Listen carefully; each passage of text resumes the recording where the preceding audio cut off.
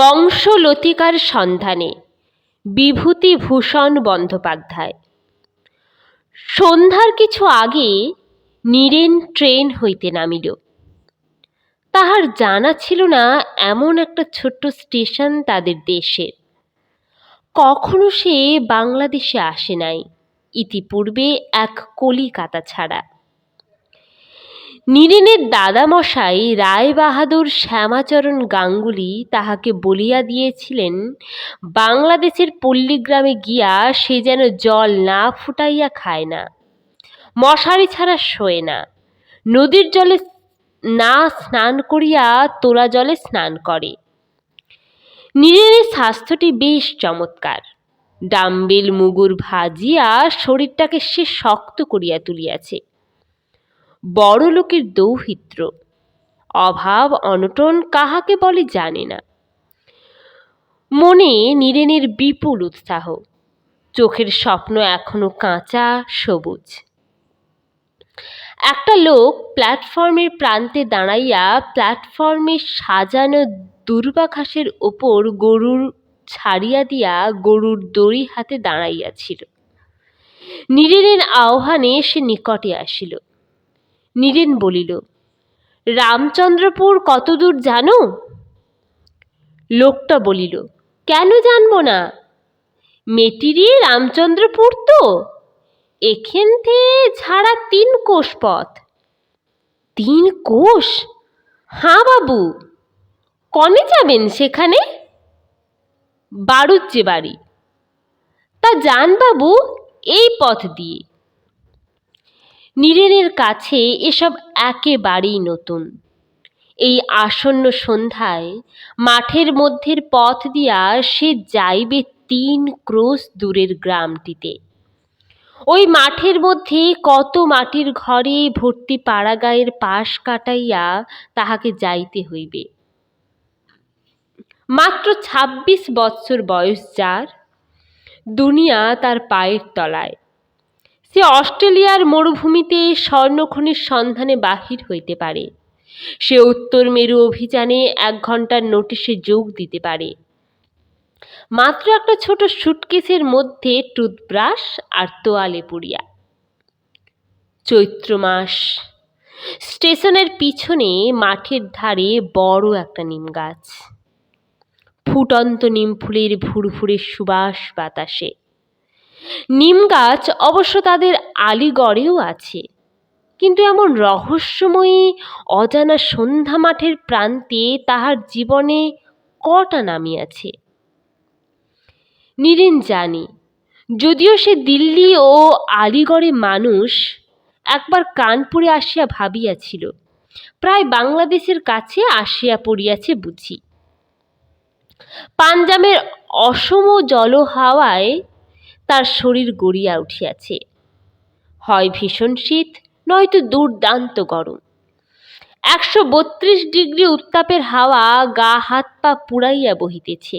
সেখানে গ্রীষ্মের দুপুরে বসিয়া বসিয়া বাদশাহী তয়খানা ও সুন্দরী ইরানীদের স্বপ্নলুর আগুনে ঝলসাইয়া যায়। নীরেন মাঠের মাঝখানের পথ বাহিয়া হন হন করিয়া হাঁটিয়া চলিল। দূর মাঠের প্রান্তে চাঁদ উঠিতেছে। নিশ্চয়ই আজ পূর্ণিমা, নতুবা সন্ধ্যার পরে চাঁদ উঠিবে কেন? 2 খানা গ্রাম পথে পড়ে। রাস্তার ধারে দাঁড়াইয়া গ্রাম্য লোকেরা দেখিতেছে। একজন বলিল, কনে যাবা? রামচন্দ্রপুর। বাড়ি কনে? কলকাতা। কলকাতা বলাই সহজ, কারণ আলিগড় বলিলে ইহারা কিছুই বুঝিবে না। কিছু দূর গিয়া আর একটি ক্ষুদ্র পল্লী। নীরেন্দ্র নাম জিজ্ঞাসা করিল। রাস্তার ধারেই একটা পুরনো কোঠা বাড়ি, গোটা 2 নারিকেল গাছ, 2টি বড় ধানের গোলা নারিকেল গাছটির তলায়। জন 5-6 লোক গোলার কাছে উঠানে বসিয়া তামাক খাইতে খাইতে কথাবার্তা বলিতেছে। নীরেনকে দেখিয়া বলিল, বাড়ি কোথায়? কলকাতায়। এদিকে কোথায় যাওয়া হবে? রামচন্দ্রপুর। তাহারা পরস্পর চাওয়াচাই করিয়া বলিল, এই রাত্রিরে সেখানে যাতে পারবেন না? নীরেন বলল, কেন? 3 কোষ পথ এখান থেকে, তাছাড়া গরমকাল, মাঠের পথ, সাপখোপের ভয়। কার বাড়ি যাবা? রামচন্দ্রপুর? বাড়জ্জে বাড়ি। কোন বাড়জ্জে বাড়ি? সে গায়ে ব্রাহ্মণ তো নেই। এক বুড়ি আছে না? আছেন বটে, এক মা ঠাকুরুন, ওই বাওড়ের ধারে গোলাবাড়িতে থাকেন। তা তিনি আবার মাঝে মাঝে তাঁর জামাইয়ের বাড়ি যান কিনা, দেখুন আছেন কিনা। সেখানে পৌঁছাইতে নীরেনের বড্ড রাত হইয়া গেল। গ্রামটিতে চারিধারে বাঁশবন, আমবনের নিবিড় ছায়া। প্রথমেই গোয়ালাদের পাড়া, তারপর বড় মাঠ একটা, গোটা 2 বড় পুকুর শ্যাওলায় ও কচুরি পানায় ভর্তি। পথের ধারে একটা ঘরের ঘরে তখনও টিম টিম করিয়া আলো জ্বলিতেছিল। নীরেনের প্রশ্নের উত্তরে একটি লোক উত্তর দিল, সেই গ্রামই রামচন্দ্রপুর বটে। বাড়ুজ্জে বাড়ির বুড়ি? হ্যাঁ, আর একটু আগে বাওড়ের ধারে সারি সারি নারিকেল গাছওয়ালা বড় 8চালা খড়ের ঘর। নীরেন বাড়ি খুঁজিয়া বাহির করিল।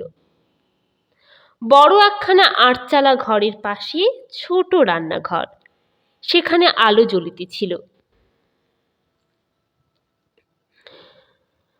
নীরেন উঠানে দাঁড়াইয়া ডাকিল, বাড়িতে কে আছেন? একটি বৃদ্ধা টেমি হাতে বাহিরে আসিয়া বলিলেন, কে ডাকে? আমি। কে বাবা তুমি? আমাকে কি চিনতে পারবেন? আমি আলিগড় থেকে আসছি। বুড়ি টেমিটা উঁচু করিয়া তুলিয়া ধরিয়া নীরেনের মুখ দেখিবার চেষ্টা করিল। তাহার মুখে কৌতূহল ও সন্দিগ্ধতার রেখা। হাতের তালু চোখের উপর আর করিয়া ধরিয়া আলো হইতে চোখ বাঁচাইবার ভঙ্গি করিয়া আরও 2-1 পা আগাইয়া আসিয়া বলিল, কে বাবা? আমার বাবার নাম রাজকৃষ্ণ মুখুজ্জে। বুড়ি আপন মনে বিড়বিড় করিয়া বলিল, রাজকেষ্ট? রাজকেষ্ট? আমাদের পৈতৃক বাড়ি ছিল গড়মুকুন্দপুর। আমার ঠাকুরদাদার নাম তারিণী চরণ মুখুজ্জে। আমার মায়ের বাপের বাড়ি ছিল সামবেড়ে, মায়ের নাম ছিল অমিয়বালা। ও, এখন বুঝলাম, তুমি আমার মেয়ের সইয়ের ছেলে। হ্যাঁ দিদিমা। এসো এসো ভাই, কতকালের কথা সব। তোমাদের মুখ দেখে মরবো এইটুকু বোধহয় ছিল অদৃষ্টে। আর সবাই ছেড়ে গিয়েছে বাবা, শুধু আমিই পড়ে আছি। সইমা কোথায়? সে তো আজকাল এখানে থাকে না, সে থাকে তার শ্বশুর বাড়ি, এই পাশের গাঁ। আমি তার সঙ্গে দেখা করতে এসেছি। আজ রাত্রিরে এখানে থাকো, কাল যেও এখন সকালে। এখান থেকে 2 কোষ।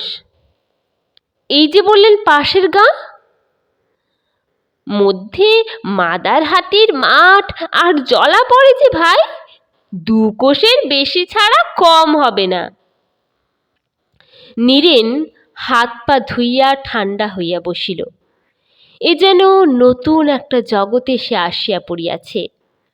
এমন দেশে সে কখনো আসে নাই।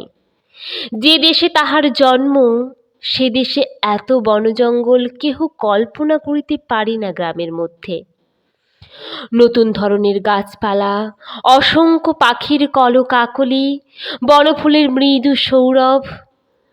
বুড়ির রান্না শেষ হইতে রাত 10টা বাজিল। কেবল সোঁদা সোঁদা মাটির গন্ধ বাহির হওয়া, ল্যাপা পোঁছা মাটির ঘরের দাওয়ায় কলার পাতা পাতিয়া বুড়ি তাহাকে খাইতে দিল। রাঙা আউশ চালের ভাত, পেঁপের ডালনা, সোনামুগের ডাল, উচ্ছে ভাজা, আলু ভাতে, ঘন আওটানো সরপড়া দুধ, দুটি পাকা কলা, একদলা আখের গুড়ের পাটালি। অদ্ভুত রান্না বুড়ির হাতের। আলিগড়ের পশ্চিমা পাচকের হাতের রান্না খাইয়া সে আজীবন অভ্যস্ত।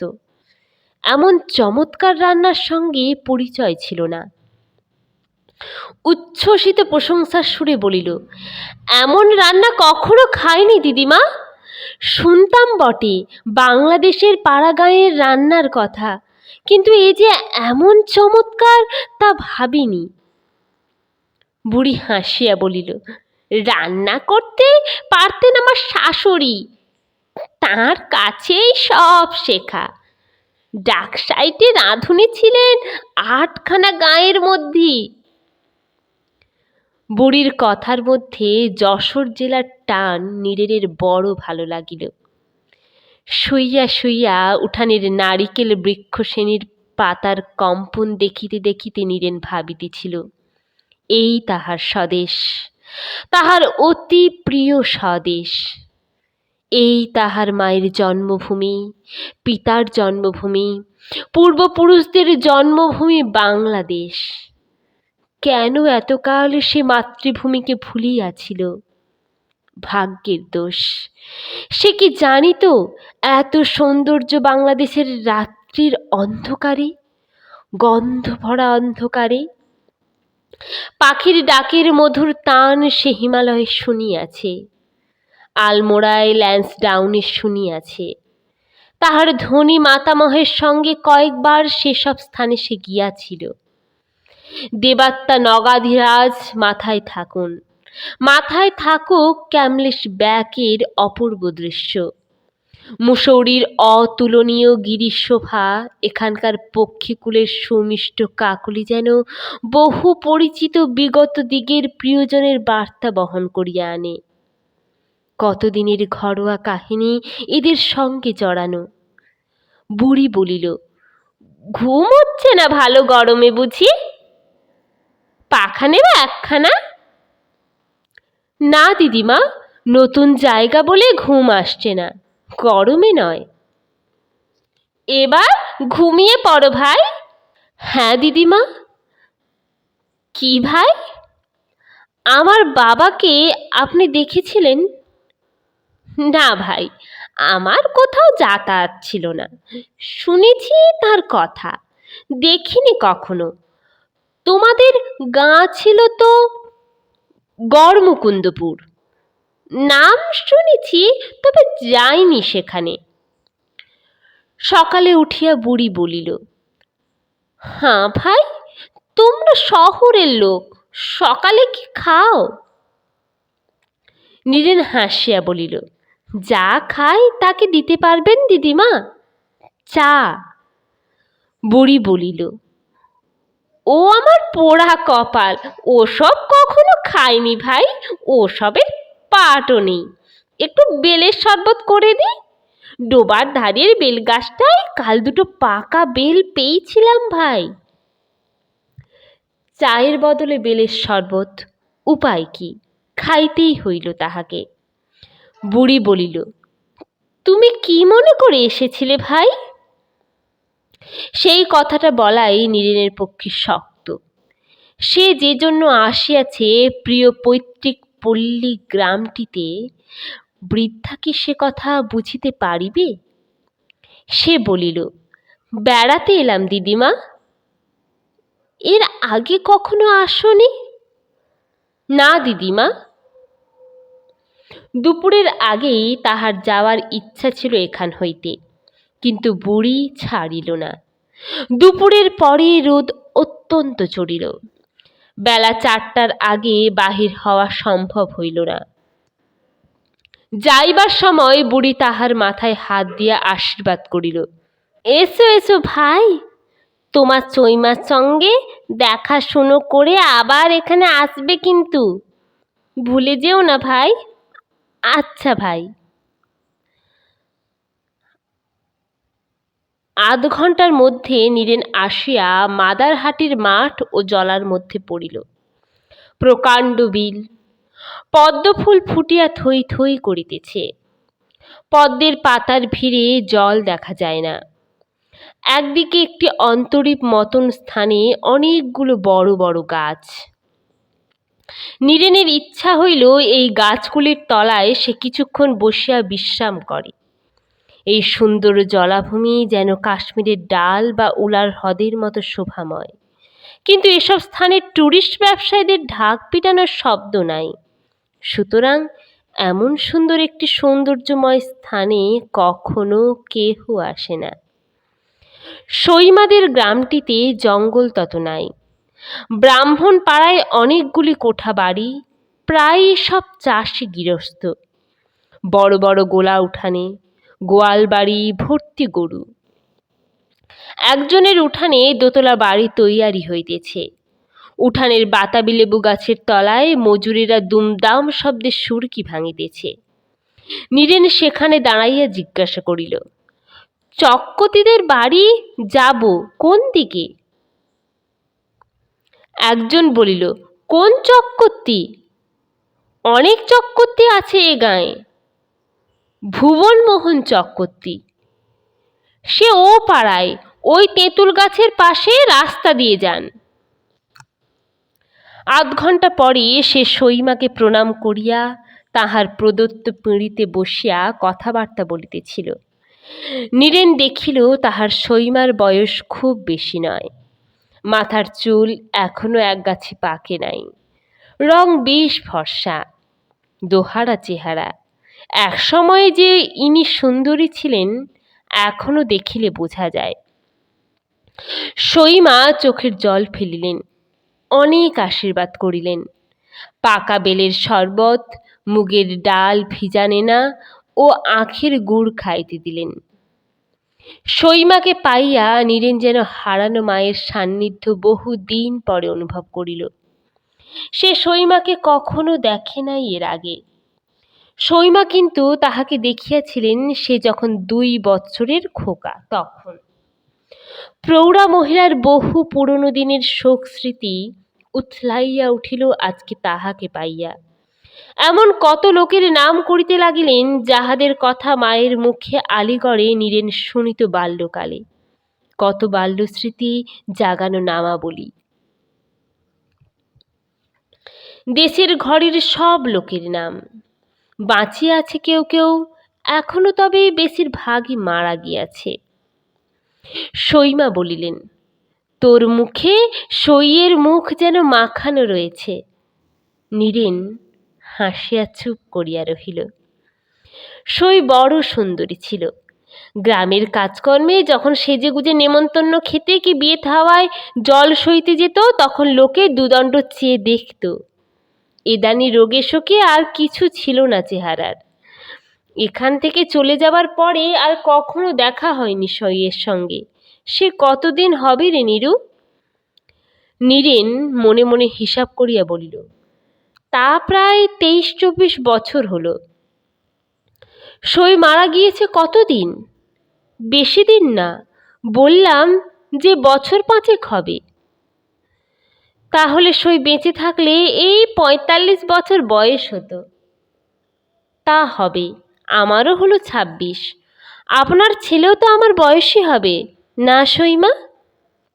সইমা আঁচলে চোখ মুছিয়া বলিলেন, কোথায় ছেলে বাবা? সে ফাঁকি দিয়ে চলে গিয়েছে অনেক কাল।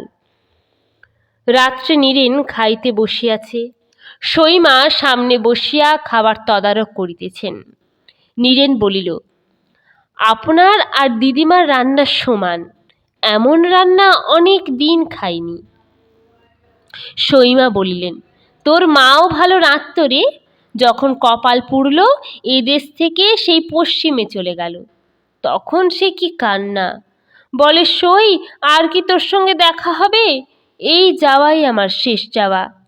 সে ভাগ্যিমানী, স্বর্গে চলে গেল, আমি রইলাম পড়ে। নীরেন হাসিয়া বলিল, আপনি না থাকলে আজ কার মুখ চেয়ে এখানে আসতুম বলুন সইমা? সইমা দুধের বাটি নীরেনের সামনে রাখিয়া পাখার বাতাস দিয়া দুধ জুড়াইতে জুড়াইতে বলিলেন, তোকে যত্ন করবার দিন যখন আমার ছিল তখন এলিনে, এখন কি আছে সইমার? কি দিয়েই বা তোকে যত্ন করব? হ্যাঁ রে, এতদিন পরে কি মনে করে এলি ঠিক বল তো? বলি সইমা, আপনি বুঝতে পারবেন, জানেন, আমি 2 বছর বয়সে বাংলাদেশ ছেড়ে গিয়েছিলাম। সে তো খুব জানি, আর কখনো এদেশে আসিনি এর মধ্যে, তাও জানি। এতকাল পরে মায়ের ও বাবার বাক্সের কতগুলি পুরনো চিঠি পড়লাম সেদিন। পড়ে মনটা বড় ব্যাকুল হলো জন্মভূমি দেখবার জন্যে। সেসব চিঠিতে আপনার নাম আছে, আমার এক পিসিমার নাম আছে। আমি বাবাকে কখনো দেখিনি। তার সম্বন্ধে, আমার ঠাকুরদার সম্বন্ধে আরো অনেক নাম আছে বাবার এক পুরনো খাতার মধ্যে। সকলের সম্বন্ধে আমার জানবার বড় ইচ্ছে হলো। আমি জ্ঞান হয়ে পর্যন্ত মামার বাড়ির সকলকে দেখে আসছি। বাপের বাড়ির বা নিজের বংশের কিছু খবর রাখিনি। সেই সব খুঁজে পেতে বার করব বলেই এলাম। ও মা, আমার কি হবে? কোথাকার পাগল ছেলে দেখো। না সইমা, আপনি ভেবে দেখুন আমার মনের অবস্থা। আমার 26 বছর বয়স হয়েছে, কিন্তু এ পর্যন্ত আমাদের বংশের কোনো খবর রাখিনি। বাপের বাড়ির কোনো লোকের কথা জানিনি, অথচ আমার ভয়ানক ইচ্ছে জানবার। আপনি হয়তো ভাববেন এ আবার কি, আমার কিন্তু সইমা ঘুম হয় না এসব ভেবে।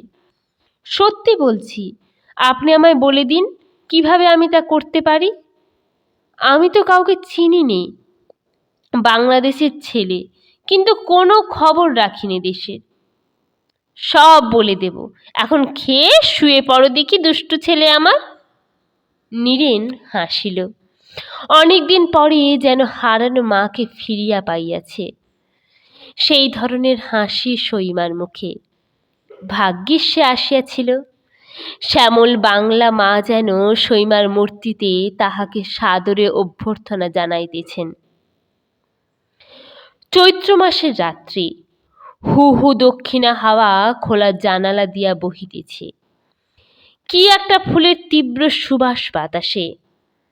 নীরেন বাংলাদেশের অনেক কিছু গাছপালা চেনে না, কিন্তু তাহার কি ভালো লাগে এইসব পল্লী গ্রামের আগাছা জঙ্গল। আজ 2-3 দিন মাত্র ইহাদের সহিত পরিচয়, তবুও যেন মনে হয় কত দিনের নিবিড় ঘনিষ্ঠতায় তাহার শিরা উপশিরায় রক্তের সহিত আবদ্ধ ইহাদের প্রাণস্পন্দন। এসব বনস্পতির সহিত সেও একদিন তাহার প্রিয় জন্মভূমির এই মাটিতে জন্মিয়াছে। সে একখানা খাতা আনিয়াছে সঙ্গে। খাতাখানা তাহার পিতামহ গদাধর মুখোপাধ্যায়ের স্বহস্তলিখিত। তাহাদের গ্রামের কত প্রাচীন দিনের তুচ্ছ গ্রাম্য ঘটনা ইহাতে কেন যে তাহার পিতামহ টুকিয়া রাখিয়াছিলেন তিনিই বলিতে পারিতেন। ক্ষুদ্র এক অখ্যাত পল্লী গ্রামের প্রাচীন ইতিহাসে কার কি ফল? অমন কত গ্রাম, কত অগুন্তি গ্রাম বাংলাদেশে। কে জানিতে চাহিতেছে তাহাদের ইতিহাস? গরুচি বা কাহার? আজ রাত্রে আলোর সামনে বসিয়া খাতাখানা সে খুলিয়া দেখিল। সইমা তাহার বিছানা নির্দেশ করিয়া দিয়া চলিয়া গিয়াছেন। ঘরে সে একা। মাটির ঘর, ছোট জানালা, কাঠের গরাদ। জানালার বাহিরে একটা কি গাছে থোকা থোকা গাদা গাদা ফুল ঝুলিতেছে। কতক ফাটিয়া তাহাদের রাঙা রাঙা বিচি বাহির হইয়াছে। দিনমানে নীরেন লক্ষ্য করিয়াছিল। খাতার পাতায় লেখা আছে 22শে চৈত্র 1272 সাল। এইটুকু পড়িয়াই নীরেন অবাক হইয়া যায়। কত কালের কথা! 1272 সালেও পৃথিবী এমনই সুন্দর ছিল, এমনই বসন্ত নামিত এ পাড়াগাঁয়ের বনবুকে, এমনই কোকিল ডাকিত রাত্রি দিনে। সে তখন ছিল কোথায়? কোন অতীত দিনের কাহিনী এসব? মনে পড়ে আলিগড়ে তাদের দোতলার পড়ার ঘরে বসিয়া এই ডায়েরির পুরাতন তারিখগুলো সে পড়িয়া বিস্মিত হইত। কিন্তু তাহার চেয়েও অনেক বেশি বিস্ময় রহস্যের অনুভূতি আজ তাহার মনে। তারপর লেখা আছে, আজ রামলোচন রায়ের প্রথম পক্ষের স্ত্রী উহাদের আমবাগানে হারাধন মুস্তফির সহিত ধরা পড়িল। ইহা লইয়া আজ জ্যাঠামশাইদের চণ্ডীমণ্ডপে সারাদিন ডামাডোল চলিতেছে। রামলোচনের স্ত্রী বলিয়াছেন তিনি নিন্দুষী। আমের গুটি ঝড়ে পড়িতেছে, তাহাই কুড়াইতে গিয়াছিলেন। হারাধন মুস্তফির কথা কিছু জানেন না। আজ রামলোচন রায়ের স্ত্রীকে দেখিয়াছি, বয়স হইলেও চাহিয়া থাকিতে ইচ্ছা করে। খুব সুন্দরী। সোনা কুমোরের বউ ইহার কাছে দাঁড়াইতে পারে না। নীরেন এই ডায়েরিটুকু পড়িয়া কতবার মনে মনে হাসিয়াছে। পিতামহ গদাধর মুখুজ্জে বহুকাল সাধনোচিত ধামেই সম্ভবত প্রস্থান করিয়াছেন। নীরেনের মায়ের বিবাহ তখনও হয় নাই। সে পিতামহের কার্যের সমালোচনা করিতেছে না, তবু মনে হয় এই কুম্ভকার বধূটির এইখানে উল্লেখ থাকার কারণ কি? বিশেষ করিয়া ঠাকুরদাদা ইহারই নাম করিলেন কেন? গ্রামের সুন্দরী শ্রেষ্ঠা বলিয়া? না, হায় রে সে 1272 সাল, আর রামলোচন রায়ের নিরপরাধা সুন্দরী পত্নী, যিনি নির্জন দুপুরে বাগানে আমের গুটি কুড়াইতে গিয়া হারাধন মুস্তফির সঙ্গে নিজের নাম যোগ করিবার সুযোগ দিয়া মিথ্যা কলঙ্ক কুড়াইয়াছিলেন। একদিন প্রায় 80 বৎসর পূর্বের এক সুমধুর কোকিল মুখরিত পুষ্প সুবাসা মদিত প্রেমোচ্ছল বসন্ত দিনে কোথায় তিনি, আর কোথায় তাহার রূপের প্রতিদ্বন্দ্বী সোনা কুম্ভকারের রূপসী বধূ? আজ এইসব পল্লী গ্রামের মাটিতে তাহাদের নাম নিশ্চিহ্ন হইয়া মুছিয়াই যাইত, যদি না তাহার পরলোকবাসী পিতামহ গদাধর মুখুজ্জে এত ঘটা করিয়া উক্ত বধূদ্বয়ের ইতিহাস তাহার ডায়েরিতে নিঃস্বার্থভাবে লিখিয়া রাখিতেন। হাসি পাইবার কথাই তো। নীরেন ডায়েরি বন্ধ করিয়া শুইয়া পড়িল। কিন্তু আজ রাত্রে তাহার বংশের পূর্বপুরুষেরা যেন ভিড় করিয়া আশেপাশে তাহাদের অদৃশ্য অস্তিত্ব জ্ঞাপন করিতেছেন। তাহাদের ইতিহাস ভালো করিয়া জানিবার জন্যই তো সে এত কষ্ট স্বীকার করিয়া বাংলাদেশে তাহার জন্মভূমি অঞ্চলে আসিয়াছে এত কাল পরে। তাহারা ঘুমাইতে দিবেন না। সকালে সইমা ডাকিয়া ঘুম ভাঙাইলেন। ও নীরু, ওঠ বাবা, বেলা ঝাঁ ঝাঁ করছে। নীরেন ধর্মর করিয়া বিছানার উপরে উঠিয়া বসিল। সইমা বলিলেন, তোর আবার চা খাবার অভ্যেস আছে না? ছিল তো সইমা, এখানে কি করি উপায় তাই ভাবছি। ভাবতে হবে না, এখানে না হলেও চলবে। তা কি হয় বাবা, দেখি যার যা অভ্যেস। না সইমা, কিছু চেষ্টা করতে হবে না, তাহলে আমি দুঃখিত হব। সইমা কিছু না বলিয়া চলিয়া গেলেন। কিন্তু আধ ঘণ্টা পরে এক পেয়ালা ধুমায়িত চা আনিয়া তাহার সামনে রাখিলেন এবং একটা বাটিতে এক বাটি মুড়ি।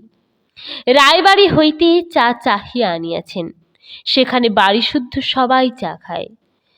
নীরেন চা পাইয়া মনে মনে খুশি হইল। মুখে বলিল, কেন বলুন তো এসব পরের বাড়ি থেকে আনতে যাওয়া? সইমা বলিলেন, তোর মা থাকলে করতো না? তা কি জানি। করতো রে করতো, শুনবি তোর মায়ের কথা? কি বলুন? তোর মা বড্ড শান্ত ছিল। মাকে আমি দেখেছি, শান্ত ছিলেন সবাই বলতো। একবার সই আর আমি নাইতে গিয়েছি ঘাটে, সাঁতার দিয়ে 2 সই মিলে নদীর মাঝখানে গিয়েছি। এমন সময় ঘাট থেকে কে চেঁচিয়ে বললে নদীতে কুমির এসেছে। আমরা তো তাড়াতাড়ি ঘাটের দিকে এগোচ্ছি। এমন সময় সইকে আমি ভয় জড়িয়ে ধরলাম। সই যত বলে ছাড়ো ছাড়ো, দুজনেই ডুবে যাব, আমি ততই ভয়ে সইকে জড়াই। নীরেন রুদ্ধ নিঃশ্বাসে বলিল, তারপর? তারপর আর কি, দুজনেই বেঁচে উঠলাম। একখানে নৌকো আমাদের এই অবস্থায় দেখতে পেয়ে ছুটে এলো। তখন আপনারা এক গ্রামেই থাকতেন? হ্যাঁ রে, নইলে আর সই বলবো কি করে, পাগল ছেলে আর কি। কথাটা নীরেন সন্ধ্যাবেলা তাহার খাতায় লিখিয়া রাখে। গ্রাম্য জীবনের কোনো কথা সে বাদ দিতে চায় না। মরু পর্বত ভেদ করিয়া সুদূর পাঞ্জাব হইতে ছুটিয়া আসা, তবে কিসের জন্য? সইমার শ্বশুর বাড়ি এটা, কিন্তু একটি দেওরপো ছাড়া এখানকার বাড়িতে কেহ থাকে না। দুটি দেওর বাহিরে চাকুরি করে, সেখানেই পরিবার লইয়া থাকে। যে দেওরপো এখানে আছে ওটি পিতৃমাতৃহীন অনাথ, জ্যাঠাইমার কাছে মানুষ হইতেছে। জ্যাঠাইমা ভালোবাসেন। দেওরপোর নাম কানু। কানু নীরেনকে খুব ভালো চোখে দেখে নাই। এই দুর্মূল্যের বাজারে ইনি আবার কোথা হইতে উড়িয়া আসিয়া জুড়িয়া বসিলেন? কেন রে বাবা, যে ৩ বিশ ধান হইয়াছিল ইনি এখানে আসিলেন, তাহাতে কদিন যায়? জ্যাঠাইমাও দেখিতেছি নিরুবলিতে অজ্ঞান। কানু আসিয়া বলিল, যাত্রা দেখতে যাবেন? কি যাত্রা? এই দিঘি গোনাই যাত্রা। সে আবার কি? দেখবেন এখন, দিন দেখি একটা টাকা চাঁদা। নীরু একটা টাকা বাহির করিয়া কানুর হাতে দিল। গোনাই যাত্রার আসরে বসিয়া নীরেন যাত্রা তত দেখে নাই যত সে এই সুন্দর রাত্রিটি ও যাত্রার আসরের পরিবেশের কথা চিন্তা করিয়াছে। যেখানে যাত্রার আসর সেটা ছোট একটা মাঠ, তার চারিপাশে বনজঙ্গল। একদিকে বনের প্রান্তে একটা কামারের দোকান, সেখানে এখনো হাঁপড়ে আগুন জ্বলিতেছে। বাঁশের খুঁটিতে পাল টাঙানো হইয়াছে। পানবিড়ির দোকান বসিয়াছে। চাষা লোকে যাত্রা দেখিতে আসিয়া পানের দোকানের সামনে ভিড় করিতেছে। একটা মুচুকুন্দ চাঁপার গাছতলায় ফুল পড়িয়া বিছাইয়া আছে। বাতাসে মুচুকুন্দ চাঁপার সুবাস। একটি গ্রাম্য মেয়ে ছিল গোনাই বিবি। তারই সুখ দুঃখের কাহিনী। নীরেনের পক্ষে এমন বিশেষ কিছু নয়, কিন্তু যারা শ্রোতার দল তাদের সারা রাত্রি জাগিয়া দেখিবার বস্তু। ভ্রাতার বিরহে কাতরা তরুণী গোনাই বিবির সে করুণ গান। ও বছির বছির রে, বৈঠা হাতে নিলি রে, অনেকের চোখে জল আনিয়া দিল। নীরেন ভাবিতেছিল, বহুদূরের লিপুলেক গিরিবর্মে বরফ গলিয়াছে। দলে দলে ঝব্বুর পিঠে বোঝাই দিয়া যাত্রীরা চলিয়াছে মানস সরোবরে ও কৈলাসের পথে। গুড়লা মান্ধাতার তুষারাবৃত শৃঙ্গ সায়াহ্ন দিনের সূর্যকিরণের সোনার রং ধরিয়াছে। তাহার দাদামশায়ের বন্ধু করালিচরণ মজুমদার সস্ত্রীক এই মাসের শেষে মানস সরোবরে রওনা হইবেন। সঙ্গে যাইবেন নীরেনের দিদিমা ও বড় মামিমা। বাড়ির গোমস্তা নাদু চক্রবর্তী। আলিগড় হইতে আলমোড়া, আলমোড়া হইতে ধারচুলা, ধারচুলা হইতে লিপুলেক পাস, লিপুলেক হইতে মানস সরোবর। সে নিশ্চয় যাইত ওখানে থাকিলে, কিন্তু সেই জন্য তার দুঃখ নাই। বাংলাদেশে সে আসিয়াছে মাতৃভূমির সঙ্গে নিবিড় পরিচয়ের সন্ধানে। গাছপালায় পাখির কাকলির মধ্যে দিয়া সে পরিচয় দিনে দিনে ঘনিষ্ঠ হইয়া উঠিতেছে। ওই মুচুকুন্দ চাঁপার ফুল যেন কতকাল পূর্বের কোন বিস্মৃত অতীত শৈশব দিনে তার অজ্ঞাত সারে একদা সৌরভ বিতরণ করিয়াছিল। মায়ের মুখের সঙ্গে সে দিনটির ছন্দ একই তারে গাঁথা হইয়া আছে তার মনের বীণায়। পরদিন গ্রাম্য নদীর ধারে একটা বড় নিম গাছের তলায় সে দাঁড়াইল।